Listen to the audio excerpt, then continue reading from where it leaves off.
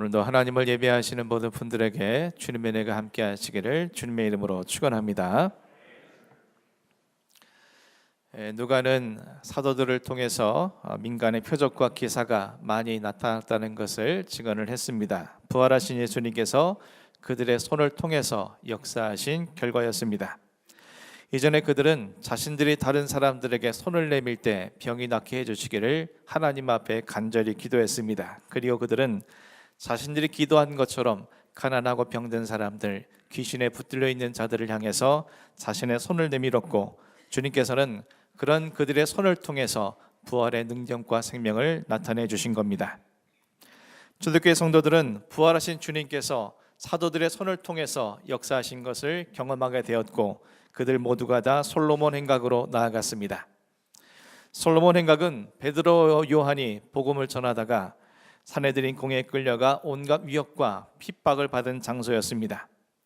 하지만 부활하신 주님께서 자신들에게 역사하고 계시다라는 것을 경험한 그들은 또다시 사내들인 공회에 끌려가는 것과 그것에서 당할 수 있는 고초가 전혀 문제가 되지 않았습니다. 그런 그들을 유대 백성들은 유대교 지도자들이 무서워서 상종할 수 없었지만 그들은 믿는 자들을 칭송했습니다. 그리고 수많은 남녀의 큰 무리가 예수님을 영접하게 되었습니다. 본문 16절 말씀입니다. 예루살렘 부근의 수많은 사람들도 모여 병든 사람과 더러운 귀신에게 괴로움받는 사람을 데리고 와서 다 나음을 얻으니라. 예수님을 영접한 사람들 중에는 스스로 운신조차 할 수 없는 중환자를 가족을 둔 사람들도 있었습니다. 그들은 침대와 요에 그 가족을 누인 채로 사도들을 찾아왔습니다. 그들은 너무나 가난해서 정상적인 침대와 요가 아닌 간이용 침대와 요에 자신의 병든 가족을 누일 수밖에 없었습니다. 그런 그들을 고침받게 하기 위해서 그들은 사도들을 찾아온 것입니다. 하지만 사람들이 너무 많이 운집되어 있어서 사도들 앞에 직접 나아가는 것은 불가능했습니다. 그들은 어쩔 수 없이 베드로가 지나가리라 예상되는 길목에 환자들의 평상들을 내려놓았습니다. 혹 지나갈 때 베드로의 그림자라도 덮인다면 환자들이 나을 것이라는 믿음 때문이었습니다. 그 결과 베드로의 그림자가 덮이기를 기다리던 사람들은 말할 것도 없고, 그 이외에 예루살렘 부근에서 사도들을 찾아왔던 모든 병자들, 심지어 귀신 들린 자들까지도 다 나음을 얻게 되었습니다. 헬라 원문은 다 나음을 얻었다라는 문장을 수동태로 기록을 하고 있습니다. 그들이 단지 사도들 앞에 나왔기 때문에 스스로 나음을 입은 것이 아니라 부활하신 예수 그리스도께서 사도들을 통해서 그들을 친히 고쳐주셨음을 정확하게 밝히기 위함이었습니다. 중요한 것은 나음을 얻었다는 헬라 원어상의 뜻은 섬긴다라는 의미를 갖고 있다는 겁니다. 주님을 찾아 나왔던 모든 병자들은 부활하신 주님의 섬김으로 인해서 다 나음을 얻었던 것입니다. 예수님께서는 이미 생전에 사람들에게 이렇게 말씀하신 적이 있습니다. 마가복음 10장 45절 말씀입니다.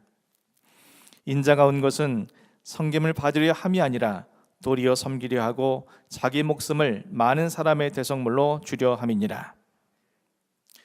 예수님께서는 당신께서 이 땅에 오신 것은 인간을 섬기려 오셨음을 분명히 밝히셨습니다.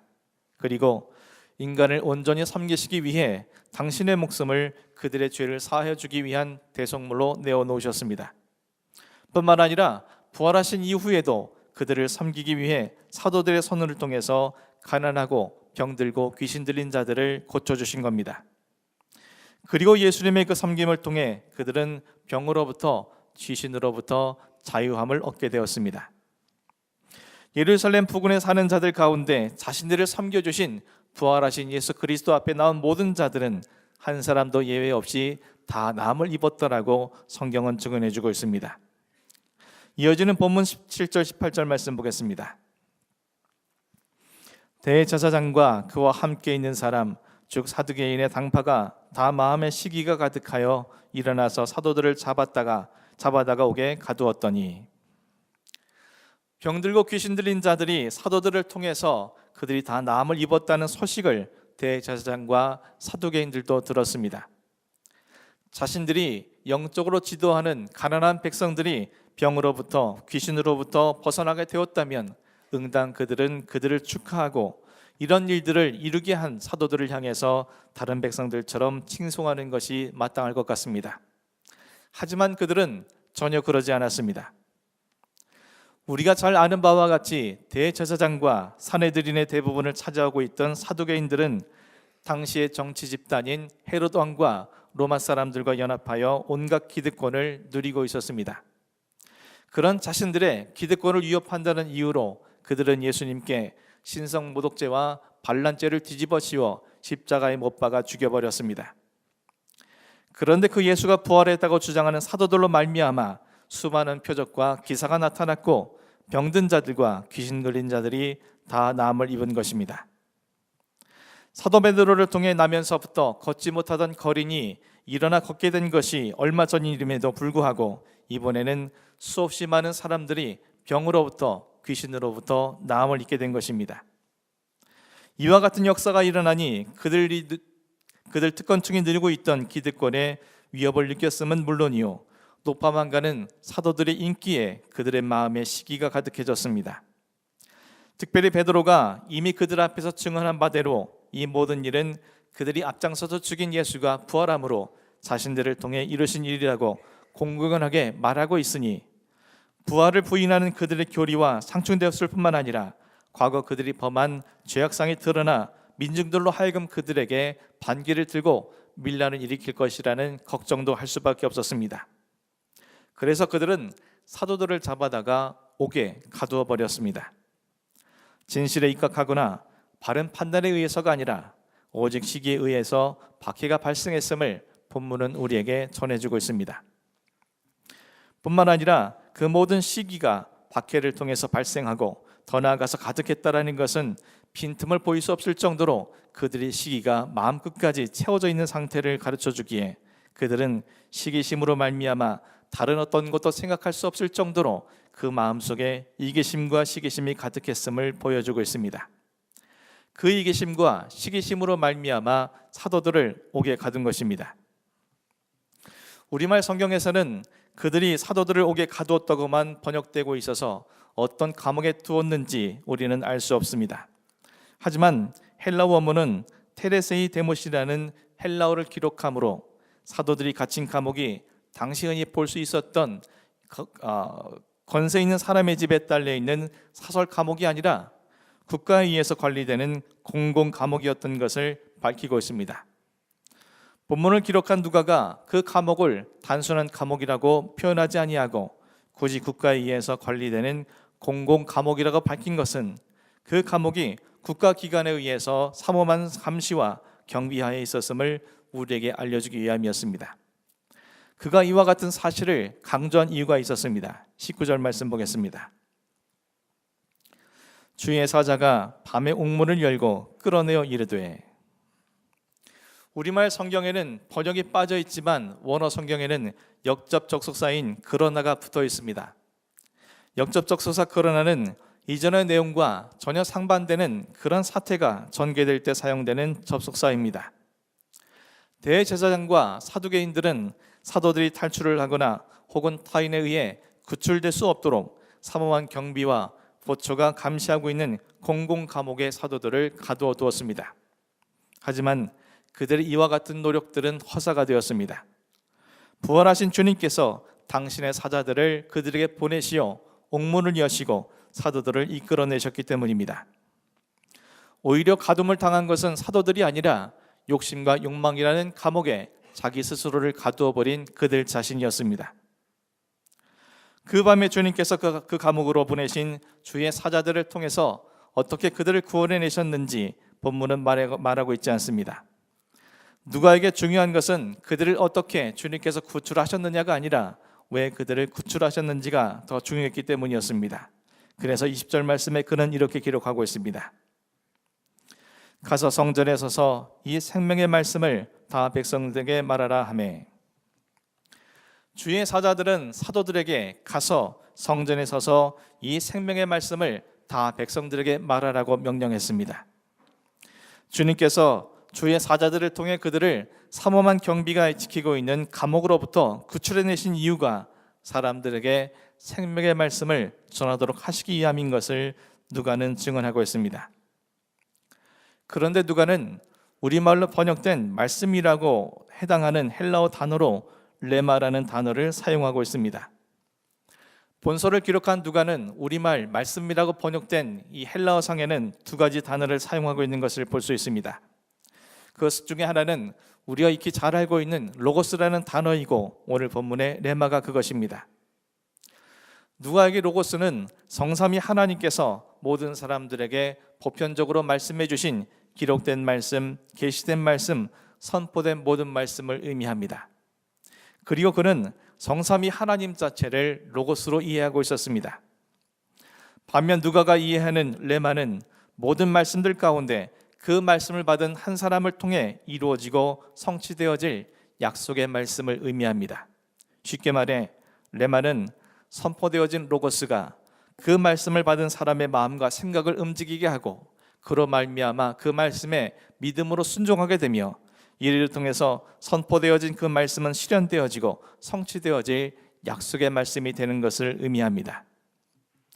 따라서 주의 사자가 생명의 말씀을 백성들에게 말하라는 명령을 따르기 위해서는 그 생명의 말씀이 지식적으로 그들에게 전파되어지는 것이 아닌 사도들 개개인에게 그 생명의 말씀이 먼저 받아들여지고 믿어지고 실현되어질 능력이 되는 레마의 말씀이 될 때만 가능해지는 것입니다. 그래야 할 때만 그들을 통해 전해진 레마의 말씀, 생명의 말씀은 그 말씀을 듣는 사람들에게 그들의 영혼을 살리는 레마의 말씀으로 전이되게 되어지는 것이고 그를 통해서 그들은 생명을 얻게 되는 것입니다. 사도들 마음속엔 이미 생명의 말씀이 로고스가 아닌 레마의 말씀으로 역사되었기 때문에 그들은 날이 밝자마자 자신들에게 주신 사명인 생명의 말씀을 전하기 위해 성전에 서서 하나님의 말씀을 가르쳤습니다. 사랑하는 성도 여러분, 사람들이 병에서 나음을 입고 귀신으로부터 자유함을 얻을 수 있었던 것은 사도들이 그들에게 신기한 능력을 나타냈기 때문이 아니었습니다. 사도들이 자신들 안에 있는 레마, 생명의 말씀을 그들에게 선포할 때에 그 말씀이 그들의 병을 낫게 하시고 또한 귀신으로부터 자유하게 한 것입니다. 사도 베드로가 나면서부터 걷지 못하는 거린을 일으켜 세운 것은 베드로가 그에게 신통한 능력을 나타냈기 때문이 아닙니다. 자신 안에 있는 나사렛 예수 그리스도의 이름을 그에게 선포함으로 그는 일어나 걷게 된 것입니다. 베드로가 그에게 나사렛 예수 그리스도의 이름을 선포한 것은 여느 사람에게나 선포되어진 나사렛 예수 그리스도의 이름을 지식적으로 선포한 것이 아니라 나사렛 예수 그리스도의 이름이 베드로 자신에게도 경험한 바이며 믿는 바이며 실제하는 능력이었기에 그는 나사렛 예수 그리스도의 이름을 담대하게 선포할 수 있었던 겁니다.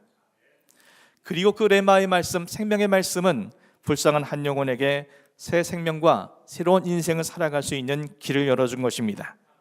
다시 말해 레마의 생명의 말씀을 선포할 때에 거린은 자신의 인생을 주저앉게 했던 두 발목에 힘을 얻어 일어설 수 있었던 것이며 평생 벗어나지 못한 거린의 자리에서 일어나 걷고 뛰며 하나님을 예배하는 성전으로 들어갈 수 있었던 것입니다. 사도들이 병든 자들과 귀신 들린 자들에게 신통한 능력을 나타낸 것이 아닌 자신들 안에 있는 레마, 생명의 말씀을 선포함으로 주님은 그런 그들을 도구 삼아 병든 자들과 귀신 들린 자들이 다 나음을 얻게 된 것입니다. 사도들이 먼저 주님이 그들에게 주신 생명의 말씀으로 말미암아 다 나음을 입었기 때문에 그들이 전하는 생명의 말씀은 능력 있는 말씀으로 그들에게 나타나게 된 것입니다. 사랑하는 성도 여러분, 부활하신 주님께서는 오늘도 영육간에 병들어 죽어가는 우리를 당신의 생명으로 살리시기 위해 역사하고 계십니다.